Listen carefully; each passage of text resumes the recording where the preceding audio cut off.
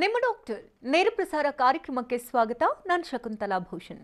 ಒತ್ತಡದ ಜೀವನ, ಬದಲಾಗ್ತಾ ಇರೋ ಜೀವನ ಶೈಲಿ, ಜನರಿಗೆ ನೂರಾರು ಆರೋಗ್ಯ ಸಮಸ್ಯೆ. ಯಾವ ಸಮಸ್ಯೆಗೆ ಯಾವ ಚಿಕಿತ್ಸೆ ಎನ್ನುವುದೇ ದೊಡ್ಡ ಚಿಂತೆ. ಇಂತಹ ಸಮಸ್ಯೆ ಇರೋರಿಗೆ ಒಂದೇ ವೇದಿಕೆಯಲ್ಲಿ ಸಿಗುತ್ತೆ ಉತ್ತರ. ಇದೇ ಟಿವಿ9ನ ವಿಶೇಷ ಕಾರ್ಯಕ್ರಮ ನಿಮ್ಮ ಡಾಕ್ಟರ್.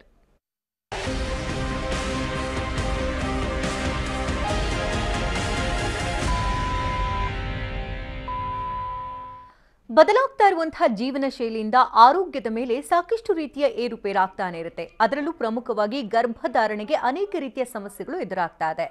ಅದರಲ್ಲೂ ಪ್ರಮುಖವಾಗಿ ನಾವು ಗಮನಿಸ್ತಾ ಇರೋದಾದ್ರೆ ಮಗು ಪಡೆಯೋದಕ್ಕೆ ದಂಪತಿಗಳಿಗೆ ಸಾಕಷ್ಟು ರೀತಿಯ ಸಮಸ್ಯೆಗಳಾಗ್ತಾ ಇದೆ. ಇನ್ನು ತಾಯಿ ಆಗೋದಕ್ಕೆ ಮಹಿಳೆಯ ಆರೋಗ್ಯ ಹೇಗಿರಬೇಕು, ಆಕೆಯ ವಯಸ್ಸೆಷ್ಟಿರಬೇಕು, ಇನ್ನು ಪತಿಯ ಆರೋಗ್ಯ ಹೇಗಿರಬೇಕು, ಆತನಲ್ಲಿ ಸಮಸ್ಯೆಗಳಿದ್ದಲ್ಲಿ ಯಾವ ರೀತಿ ನಾವು ಮುನ್ನೆಚ್ಚರಿಕಾ ಕ್ರಮಗಳನ್ನ ವಹಿಸಬೇಕು, ಗರ್ಭನಾಳದಲ್ಲಿ ಏನೆಲ್ಲ ಸಮಸ್ಯೆಗಳು ಉಂಟಾಗಬಹುದು, ಈ ಎಲ್ಲದರ ಬಗ್ಗೆ ಮಾಹಿತಿನ ಕೊಡೋದಕ್ಕೆ ಗರ್ಭಗುಡಿ IVF ಸೆಂಟರ್ನ ಫೌಂಡರ್ ಆಗಿರ್ತಕ್ಕಂಥ ಡಾಕ್ಟರ್ ಆಶಾ ಎಸ್ ವಿಜಯ್ ಅವರೇ ನಮ್ಮೊಂದಿಗಿದ್ದಾರೆ. ಬನ್ನಿ ಅವ್ರನ್ನ ಕಾರ್ಯಕ್ರಮಕ್ಕೆ ವೆಲ್ಕಮ್ ಮಾಡೋಣ. Ma'am, welcome to the show. ನಮಸ್ತೆ. ಪ್ರತಿ ಸಂಚಿಕೆಯಲ್ಲೂ ಕೂಡ ಸಾಕಷ್ಟು ರೀತಿಯ ಮಾಹಿತಿಗಳನ್ನು ನಾವು ವೀಕ್ಷಕರಿಗೆ ಕೊಡ್ತಾ ಇದ್ದೀವಿ. ಇವತ್ತಿನ ಸಂಚಿಕೆಯಲ್ಲಿ ಫೆಲೋಪಿಯನ್ಸ್ ಟ್ಯೂಬ್ ಬಗ್ಗೆ ಹೆಚ್ಚಿನ ಮಾಹಿತಿಯನ್ನು ಕೊಡೋಣ. ತುಂಬಾ ಜನಕ್ಕೆ ಗರ್ಭ ಧರಿಸ್ತಾ ಇಲ್ಲ ಅಂತಂದ್ರೆ ಹೆಣ್ಣನ್ನು ದೂಷಿಸೋದು ಅಥವಾ ಗಂಡನ್ನ ದೂಷಿಸೋದು, ಅಥವಾ ಇಬ್ಬರು ಟೆಸ್ಟಿಗೆ ಬರ್ತಿಲ್ಲ, ಟೆಸ್ಟಿಗೆ ಬಂದ ನಂತರದಲ್ಲಿ ಸರಿಯಾದ ಆಹಾರ ಕ್ರಮ ಆಗಿರಬಹುದು, ಅಥವಾ ವೈದ್ಯರು ಕೊಟ್ಟಂತಹ ಸಲಹೆ ಸೂಚನೆಗಳನ್ನ ಪಾಲಿಸ್ತಾ ಇಲ್ಲ ಅಂತೆಲ್ಲ ಕ್ವಶನ್ಗಳು ಕಾಮನ್ ಆಗಿ ರೇಸ್ ಆಗ್ತಾನೆ ಇರುತ್ತೆ. ಆದರೆ ಏನು ಸಮಸ್ಯೆಗಳಿದೆ ಅನ್ನೋದನ್ನ ಕಂಡು ಹಿಡಿಯೋದು ಕೂಡ ತುಂಬಾ ಮುಖ್ಯ ಆಗುತ್ತೆ. ಸೊ ವೈದ್ಯರಾಗಿ ನೀವು ಈ ಫೆಲೋಪಿಯನ್ಸ್ ಟ್ಯೂಬ್ ಬಗ್ಗೆ ಒಂದಷ್ಟು ಮಾಹಿತಿನ ತಿಳಿಸ್ಕೊಡಿ.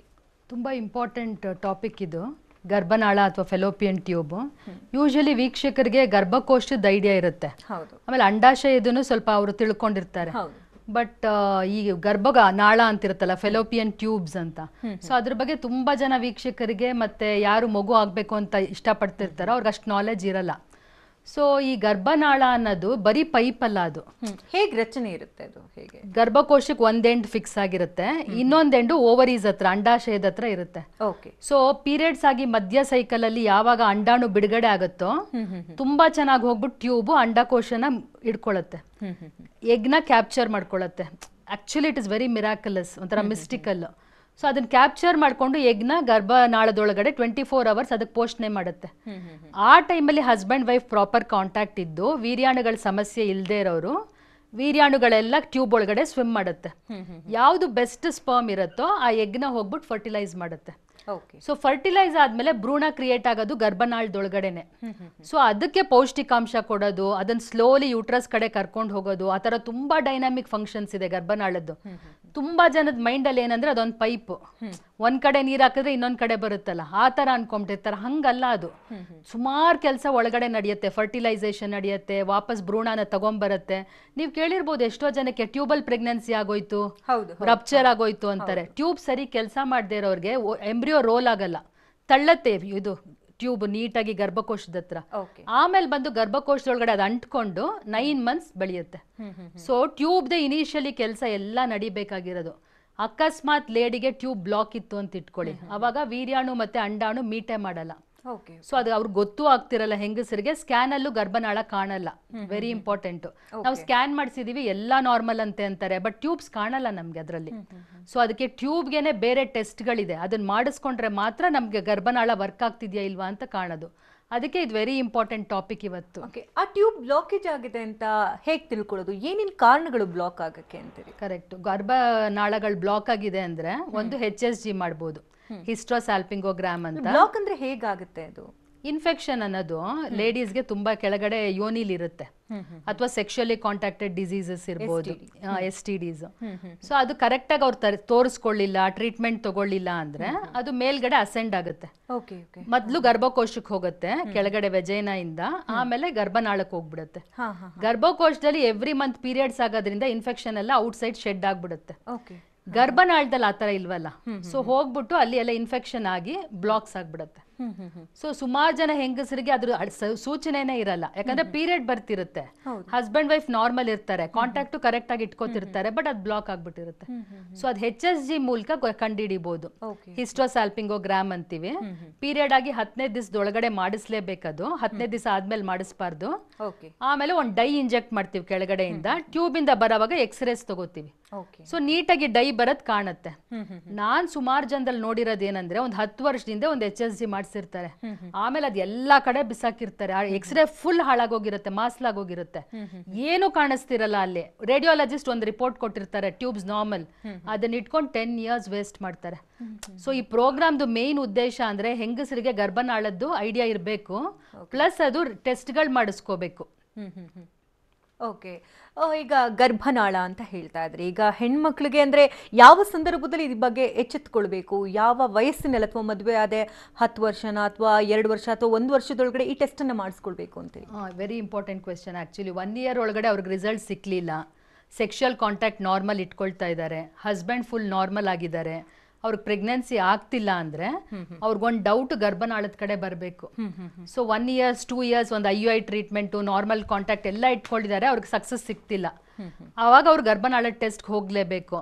ಇನ್ ಸ್ವಲ್ಪ ಜನ ಏನ್ ಮಾಡಿರ್ತಾರೆ, ಮದ್ವೆಗ್ ಮುಂಚೆನೆ ಒಳಗಡೆ ಏನೋ ಅಂಡಕೋಶದಲ್ಲಿ ಸಿಸ್ಟ್ ಇತ್ತು, ರಪ್ಚರ್ ಆಗೋಯ್ತು, ಅಪೆಂಡಿಕ್ಸ್ ಇತ್ತು, ನಂಗೆ ಆಪರೇಷನ್ ಆಯ್ತು ಅಂತ ಸುಮಾರು ಪೆಲ್ವಿಸ್ ಅಲ್ಲಿ ಸರ್ಜರೀಸ್ ಆಗಿರುತ್ತೆ, ಅಂತವ್ರು ಬೇಗ ಗರ್ಭನಾಳದ ಟೆಸ್ಟ್ ಮಾಡಿಸ್ಕೋಬೇಕು. ಆಮೇಲೆ ಸ್ವಲ್ಪ ಜನ TB ಇನ್ಫೆಕ್ಷನ್ ಇಂದ ಒಳ್ದಿರ್ತಾರೆ, ಲಂಗ್ಸ್ ಎಲ್ಲ TB ಆಗಿರುತ್ತೆ, ಅಂತವ್ರಿಗೆ ರಕ್ತದ ಮೂಲಕ ಜೆನೈಟಲ್ ಆರ್ಗನ್ಸ್ಗೂ ಹೋಗಿರುತ್ತೆ TB. ಸೊ TB ಹಿಸ್ಟ್ರಿ ಇರೋರು, ಪ್ರೀವಿಯಸ್ ಸರ್ಜರಿ ಆಗಿರೋರು, ತುಂಬಾ ಇನ್ಫೆಕ್ಷನ್ಸ್ ಆಗಿದ್ದವರು, STDs ಇಂದ ಬಳಲ್ತಿದ್ದವರು, MTPs ರಿಪೀಟೆಡ್ ಆಗಿ ಮಾಡಿಸ್ಕೊಳ್ತಾರಲ್ಲ, ಅಥವಾ DNCಗಳು ಕ್ಲೀನ್ ಮಾಡೋದು ಅಂತ, ಅಂತವ್ರಿಗೂ ಟ್ಯೂಬಲ್ ಬ್ಲಾಕ್ಸ್ ಆಗುತ್ತೆ, ಇವರೆಲ್ಲ ಬೇಗ ಟೆಸ್ಟ್ ಮಾಡಿಸ್ಕೋಬೇಕು. ಈ ವಿಚಾರ ಸಂಬಂಧಪಟ್ಟಂತೆ ಮಾತನಾಡ್ತೇನೆ. ಒಬ್ರು ಕಾಲರ್ ಇದ್ದಾರೆ, ಮಾತನಾಡ್ಸೋಣ. ಮಂಜುಳಾ ಕರೆ ಮಾಡಿದ್ದಾರೆ ಊಟಿಯಿಂದ. ನಮಸ್ತೆ ಮಂಜುಳಾ ಅವರೇ. ನಮಸ್ತೆ ಮೇಡಮ್. ಡಾಕ್ಟರ್ ಇದ್ದಾರೆ, ಮಾತನಾಡಿ. ಹೇಳಿ ಮಂಜುಳಾ. ನನಗೆ 6 ವರ್ಷ ಆಯ್ತು ಮದುವೆಯಾಗಿ, ನನಗಿನ್ನೂ ಮಕ್ಕಳಿಲ್ಲ. ಓಕೆ. ನಾನು ಇಲ್ಲಿ ತಮಿಳ್ನಾಡಿಗಾಗಿರೋದು. ಅದು ಹಾಸ್ಪಿಟ್ಲಿಗೆಲ್ಲ ತೋರಿಸಿ ಆಯ್ತು. ಅದು ತೋರ್ಸಿದ್ರು ಅಲ್ಲೆಲ್ಲ ಹೇಳ್ತಾರೆ ಕೌಂಟಿಂಗ್ ಕಮ್ಮಿ, ಅವರು ಜಾಸ್ತಿ ಡ್ರಿಂಕ್ಸ್ ಮಾಡ್ತಾರೆ, ಸ್ಮೋಕಿಂಗ್ ಡ್ರಿಂಕ್ಸಿಂಗ್ ಎರಡು ಐತೆ ಅವ್ರಿಗೆ. ಎಷ್ಟಿದೆ ಕೌಂಟ್? ಅವ್ರಿಗೆ 9-8 ಮಿಲಿಯನ್ ಹೇಳಿದ್ರು. ನನಗೆ ಸರಿಯಾಗಿ ಮಾಡಿಸಿದ್ದು, ಅವಾಗ ಮಾಡಿಸಿದ್ದು. 9 ಮಿಲಿಯನ್ಗೆ ಚೆನ್ನಾಗಿ ಟ್ರೀಟ್ಮೆಂಟ್ ಕೊಡ್ಬೋದು ಮಂಜುಳಾ, ದಯವಿಟ್ಟು ಬನ್ನಿ, ಟೈಮ್ ವೇಸ್ಟ್ ಮಾಡಬೇಡಿ. ಅದಕ್ಕೆ ಇಲ್ಲಿ ನಾನು ಎಲ್ಲಾ ಕಡೆ ತೋರಿಸ್ತಿ, ಇಲ್ಲಿ ನನ್ಕಮ್ಮಂತ ಎತ್ತೈತವೆ ಇದ್ರಲ್ಲೇ ಊಟಿಲಿ ಕುನ್ನೂರ್ಲೆ, ಅಲ್ಲೂ ತೋರಿಸ್ತೆ. ಅವ್ರೆಲ್ಲ ಸ್ಕ್ಯಾನ್ ಎಲ್ಲ ಎತ್ತಿ ಆಯ್ತು, ಫುಲ್ ಟ್ಯೂಬ್ ಒಳಗಡೆ ಎಲ್ಲ ಬುಟ್ಟಿ ಎತ್ತೋದಕ್ಕೆ ಒಂದು ಪ್ರಾಬ್ಲಮ್ ಇಲ್ಲ, ಎಲ್ಲ ಕರೆಕ್ಟ್ ಆಗೈತೆ ನಿಂದ ಅಂತ ಹೇಳಿದ್ರು. ಅವ್ರ ಸ್ವಲ್ಪ ಕೌಂಟಿಂಗ್ ಕಮ್ಮಿ ಅಂತ ಹೇಳ್ತಾರೆ, ಆದ್ರೆ ಅವರು ಡ್ರಿಂಕ್ಸ್ ಮಾಡಿದ್ರೆ ಜಾಸ್ತಿ ಆ ಮಾರಿ ಅವ್ರಿಗೆ ಇರಕ್ ತೋಣದು. ಅಲ್ಲ, ಅವ್ರನ್ನೂ ಕರ್ಕೊಂಡು ಒಂದ್ಸಲಿ ಬರಕ್ಕಾಗತ್ತಾ ಬ್ಯಾಂಗ್ಳೂರ್ಗೆ? ಅದಕ್ಕೆ ನಾನು ಎಲ್ಲಾ ಕಡೆಗೂ ಟ್ರೈ ಮಾಡ್ತಾವ್ನಿ, ಅವ್ರು ಯಾವ್ದಕ್ಕೂ ಮನಸ್ಸು ಕೊಡ್ತಾ ಇಲ್ಲ. ಇವತ್ತು ಹೋಗೋದ ನಾಳೆ ಹೋಗೋದು ಹಿಂಗೇ ಮಾಡ್ಕೊಂಡವ್ರೆ. ಏಜ್ ಆಗೋಗುತ್ತೆ ಮಂಜುಳಾ ಅವ್ರೆ, ಇಬ್ರುದು ಏಜ್ ಆಗ್ಬಿಡುತ್ತೆ. 31 ಮುಡ್ದು 32 ಬರ್ತೀವಿ, ನನಗೆ 28-29 ನಡೀತೈತೆ. ಬೇಗ ಟ್ರೀಟ್ಮೆಂಟ್ ತಗೋಬೇಕಪ್ಪ. ಅದೇ ಏನಂದ್ರೆ ಅವ್ರಿಗೆ ಹೇಳಿದ್ರೆ ಪುರಿ ಮಾಡ್ತದೆ ಮೇಡಮ್. ಹೋಗ್ಲಿ, ಆನ್ಲೈನ್ ಅಲ್ಲಾದ್ರೂ ಕನೆಕ್ಟ್ ಮಾಡಿ ನಮ್ಗೆ, ಅವ್ರ ಹತ್ರ ಮಾತಾಡ್ತೀವಿ. ಸರಿ ಮೇಡಮ್. ಅವ್ರು ಎಲ್ಲ ಹೊರಗಡೆ ಹೋಗವ್ರೆ. ಆಯ್ತು, ಅವ್ರು ಬಂದ್ಮೇಲೆ ನಾನು ವೆಬ್ಸೈಟ್ ಅಡ್ರೆಸ್ ನೋಟ್ ಮಾಡ್ಕೊಳ್ಳಿ ಮಂಜುಳಾ ಅವರೇ, ಸೊ ಅದಕ್ಕೆ ವಿಸಿಟ್ ಮಾಡಿ ಹೆಚ್ಚಿನ ಡೀಟೇಲ್ಸ್ ನೀವು ಪಡ್ಕೊಳ್ಬಹುದು. Thank you call ಮಾಡಿದಕ್ಕಾಗಿ. ಇನ್ನು ಈಗ ಗರ್ಭನಾಳಗಳು ಅಂದ್ರೆ ಈಗ 2 ಟ್ಯೂಬ್ ಇರುತ್ತೆ, ಫೆಲೋಪಿಯನ್ ಟ್ಯೂಬ್. ತುಂಬಾ ಜನಕ್ಕೆ ನಾನು ಕೇಳ್ಪಟ್ಟಿದ್ದೇನೆ, ಈಗ ಕಾಲರ್ಸ್ಗಳು ಕೂಡ ಕೇಳ್ತಿರ್ತಾರೆ, ಒಂದು ಟ್ಯೂಬ್ ಕಂಪ್ಲೀಟ್ ಆಗಿ ಬ್ಲಾಕ್ ಆಗಿದೆ, ಇನ್ನೊಂದು ಟ್ಯೂಬ್ ನಾರ್ಮಲ್ ಆಗಿದೆ, ಸೊ ಗರ್ಭ ಧರಿಸಬಹುದಾ? ಆಕ್ಚುಲಿ ಅದು ಏನಕ್ಕೆ ಬ್ಲಾಕ್ ಆಗಿದೆ ಅನ್ನೋದು ಇಂಪಾರ್ಟೆಂಟು. ಒಂದೇ ಒಂದು ಟ್ಯೂಬ್ ಮಾತ್ರ ಇನ್ಫೆಕ್ಷನ್ ಆಗಿ ಇನ್ನೊಂದು ಟ್ಯೂಬ್ಗೆ ಸ್ಪ್ರೆಡ್ಡೇ ಆಗಿಲ್ಲ ಅನ್ನೋದು ತುಂಬಾ ಕಮ್ಮಿ.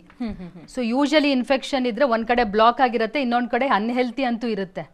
ಬಟ್ ತುಂಬಾ ಚೆನ್ನಾಗಿದೆ ಒಂದ್ ಟ್ಯೂಬ್ ಮಾತ್ರ ಬ್ಲಾಕ್ ಆಗಿದೆ ಅಂತ ಇದಾಗಿದ್ರೆ, ಎಸ್ಟಾಬ್ಲಿಷ್ ಆಗಿದ್ರೆ ಈಸಿಲಿ ಕನ್ಸೀವ್ ಆಗ್ಬೋದು. ಆ ಅಂಡಕೋಶದಿಂದ ಎಗ್ ಬಂದಾಗ ಈಸಿಯಾಗಿ ಕನ್ಸೀವ್ ಆಗ್ತಾರೆ, ಏನು ಪ್ರಾಬ್ಲಮ್ಸ್ ಆಗಲ್ಲ. ಓಕೆ. ಈ ರೀತಿ ಬ್ಲಾಕೇಜಸ್ ಆಗೋದಕ್ಕೆ ಟ್ರೀಟ್ಮೆಂಟ್ ಏನಿದೆ ಅಂತ ಹೇಳ್ತೀವಿ? ಅಕಸ್ಮಾತ್ ನಾವು ಲ್ಯಾಪ್ರೋಸ್ಕೋಪಿ ಮಾಡಿದಾಗ 2 ಟ್ಯೂಬ್ ಬ್ಲಾಕ್ ಆಗಿದೆ ಅಂದಾಗ ನಾವು ಇಮಿಡಿಯೇಟ್ ಆಗಿ ಆ ಬ್ಲಾಕೇಡ್ ನ ಓಪನ್ ಮಾಡ್ತೀವಿ, ಕ್ಯಾನ್ಯುಲೇಷನ್ ಅಂತ ಹೇಳ್ಬಿಟ್ಟು. ಬಟ್ ಲ್ಯಾಪ್ರೋಸ್ಕೋಪಿ ಮಾಡಿಸ್ಕೊಳ್ಳೋದನ್ನು ಒಳ್ಳೆ ಸೆಂಟರ್ಸ್ ಅಲ್ಲಿ ಮಾಡಿಸ್ಕೋಬೇಕು. ಎಷ್ಟೋ ಜನ ಬ್ಲಾಕ್ ನೋಡ್ಬಿಟ್ಟು ಹಂಗೆ ಬಂದ್ಬಿಡ್ತಾರೆ ಆಚೆ ಕಡೆಗೆ. ಸೊ ಅಲ್ಲಿ ಎಕ್ಸ್ಪರ್ಟೈಸ್ ಇರಬೇಕು, ಬ್ಲಾಕ್ ಓಪನ್ ಮಾಡೋದಕ್ಕೆ ಆ ಇನ್ಸ್ಟ್ರೂಮೆಂಟೇಷನ್ ಇರಬೇಕು, ಟೆಕ್ನಾಲಜಿ ಇರಬೇಕು. ಸೊ ಲ್ಯಾಪ್ರೋಸ್ಕೋಪಿ ಮಾಡಿಸ್ಕೊಳ್ಳೋದನ್ನು ಒಳ್ಳೆ ಹಾಸ್ಪಿಟಲ್ಸ್ ಅಲ್ಲಿ ಮಾಡಿಸ್ಕೋಬೇಕು.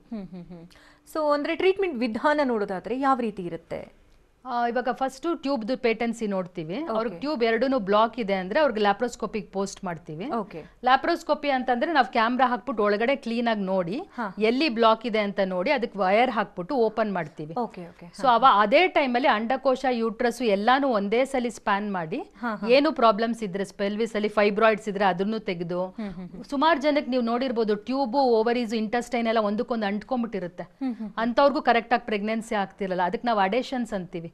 ಅಡೇಷನ್ಸ್ನೆಲ್ಲ ರಿಲೀಸ್ ಮಾಡಿ ಎಗ್ನ ಸರಿ ಕ್ಯಾಪ್ಚರ್ ಮಾಡ್ಕೊಳ್ಳೋ ಥರ ಎಲ್ಲ ಅನಾಟಮಿ ಕ್ರಿಯೇಟ್ ಮಾಡಿ ಒಂದೇ ಸಲ ಫುಲ್ ಟ್ರೀಟ್ಮೆಂಟ್ ಮಾಡ್ತೀವಿ.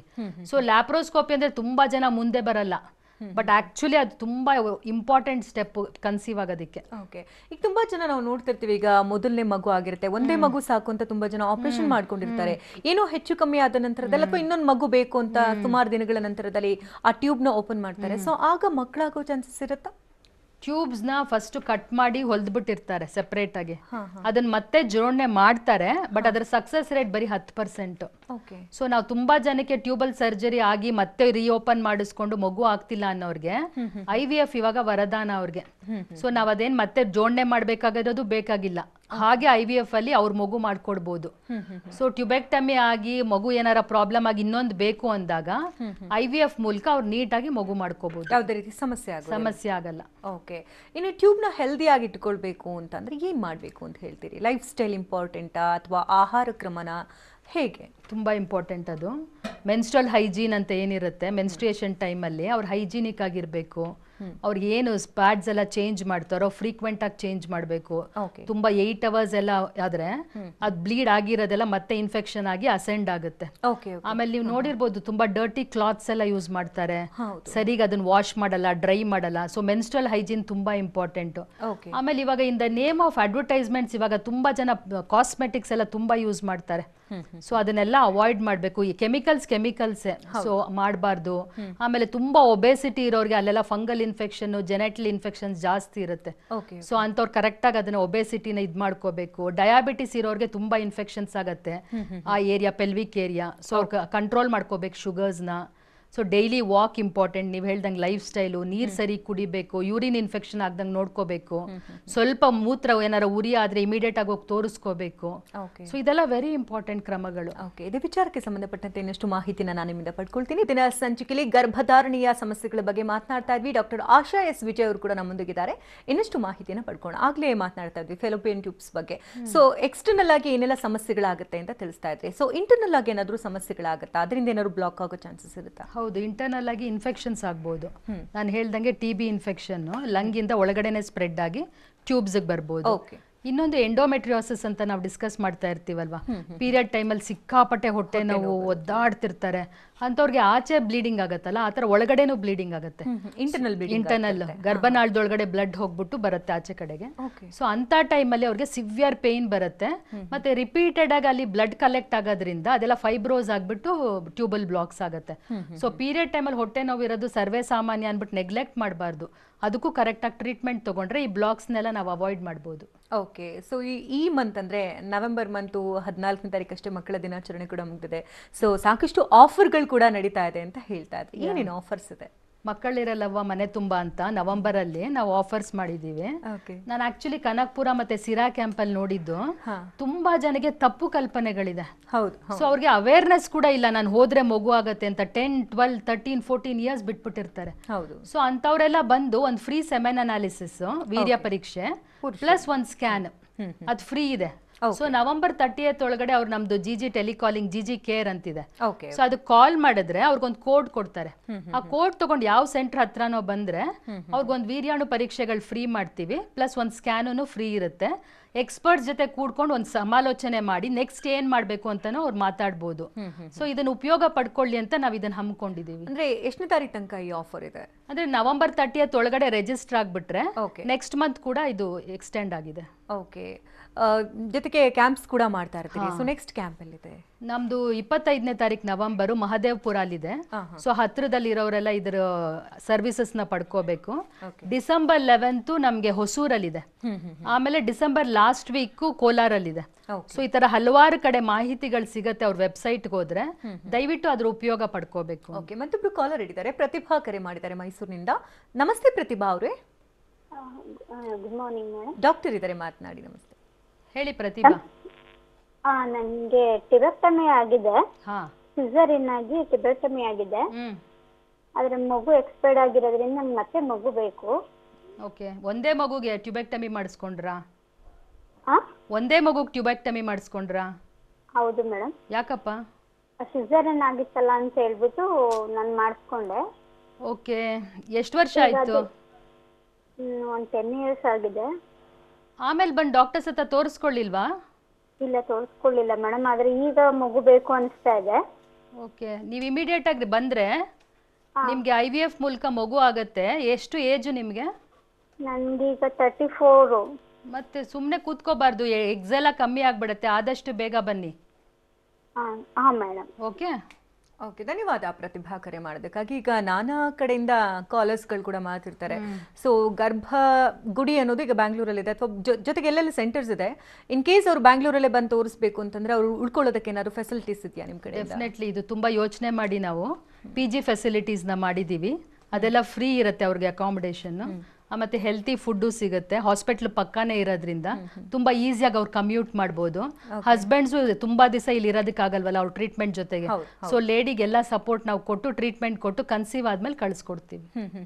ಈಗ IVF ಟ್ರೀಟ್ಮೆಂಟ್ ಎಲ್ಲ ತಗೊಂಡ್ರೆ ಸೊ ಎಷ್ಟು ದಿನಗಳ ಕಾಲ ಟ್ರೀಟ್ಮೆಂಟ್ ತಗೊಳ್ಬೇಕಾಗತ್ತೆ? ಹೇಗೆ ಆ ಟೈಮಲ್ಲಿ ಲೈಫ್ ಸ್ಟೈಲ್ ಹೇಗೆ ನೋಡ್ಕೊಳ್ಬೇಕು, ಕುಟುಂಬದವ್ರು ಹೇಗೆ ನೋಡ್ಕೊಳ್ಬೇಕು? ಸೊ ನಿಮ್ಮ ಕಡೆಯಿಂದ ಯಾವ ರೀತಿ ಸಪೋರ್ಟ್ ಸಿಗುತ್ತೆ ಅವರಿಗೆ? ಆ್ಯಕ್ಚುಲಿ ಅವ್ರಿಗೆ 1 or 2 months ಟ್ರೀಟ್ಮೆಂಟ್ ಇರುತ್ತೆ. ಸೊ ಕಂಟಿನ್ಯೂಸ್ ಇರಲ್ಲ. ಫಸ್ಟ್ ಅಸೆಸ್ ಮಾಡ್ತೀವಿ, ಅವ್ರಿಗೆ ಯಾವ ಟ್ರೀಟ್ಮೆಂಟ್ ಬೇಕು ಅಂತ ನೋಡ್ತೀವಿ, ಎಷ್ಟು ಕಾಸ್ಟ್ ಆಗುತ್ತೆ ಅಂತ ಹೇಳ್ತೀವಿ, ಎಷ್ಟು ದಿನ ಇರಬೇಕು ಅಂತ ನೀಟಾಗಿ ಹೇಳಿರ್ತೀವಿ. ಅವ್ರು ಪ್ಲ್ಯಾನ್ ಮಾಡ್ಕೊಂಡು ಬರಬೇಕು. ಟ್ರೀಟ್ಮೆಂಟ್ ತಗೊಳ್ಳುವಾಗ ತುಂಬ ಆಂಗ್ಸೈಟಿ ಇರುತ್ತೆ, ಫಿಯರ್ ಇರುತ್ತೆ, ಎಲ್ಲ ನೆಗೆಟಿವ್ ಎಮೋಷನ್ಸ್ ತುಂಬ್ಕೊಂಡ್ಬಿಟ್ಟಿರ್ತಾರೆ. ಬೇಕಾಗಿಲ್ದೇ ಇರೋದು, ಬೇಡದೇ ಇರೋದು ಎಲ್ಲ ಇನ್ಫಾರ್ಮೇಶನ್ ತಗೋತಿರ್ತಾರೆ ಗೂಗಲ್ ಮೂಲಕ, ಯೂಟ್ಯೂಬ್ ಮೂಲಕ. ಅವ್ರಿಗೆ ಸಂಬಂಧಪಟ್ಟಿಲ್ದೇ ಇರೋದೆಲ್ಲ ನೋಡ್ತಿರ್ತಾರೆ.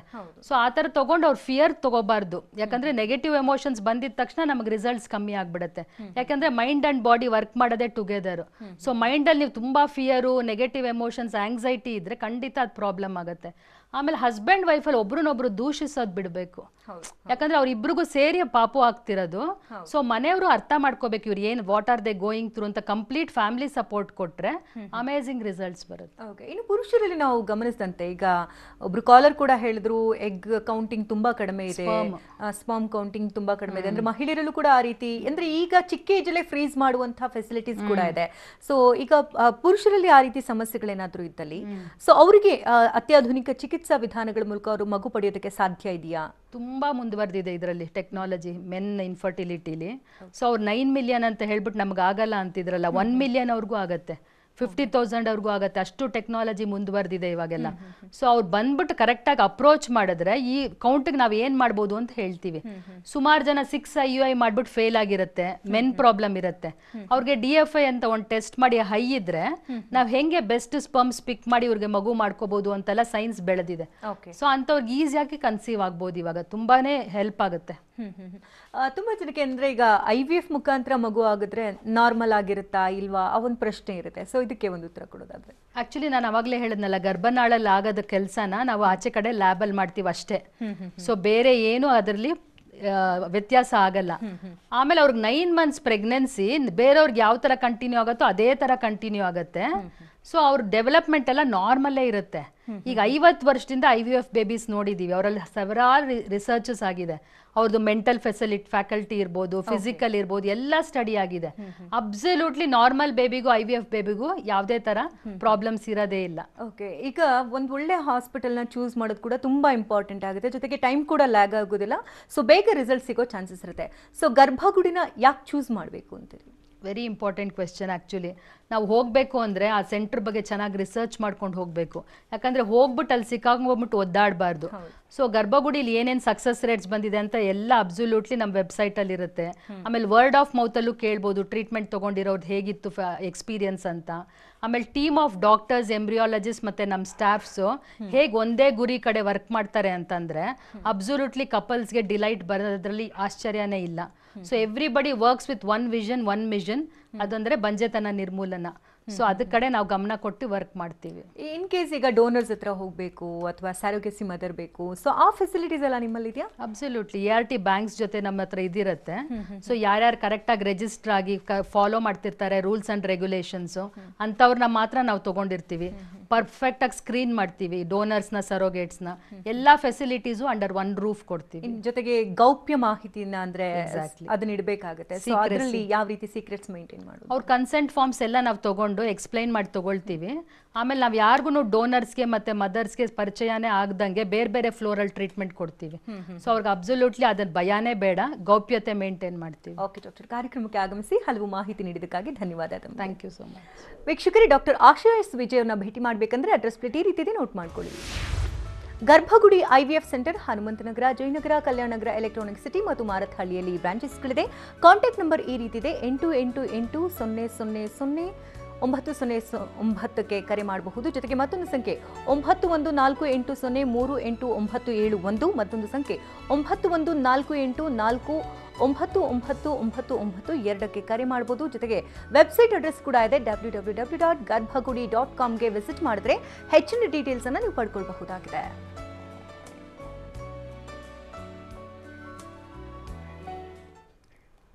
ಇದು ಈ ಹೊತ್ತಿನ ವಿಶೇಷ. ನಿರಂತರ ಸುದ್ದಿಗಾಗಿ ನೋಡ್ತಾ ಇರಿ TV9.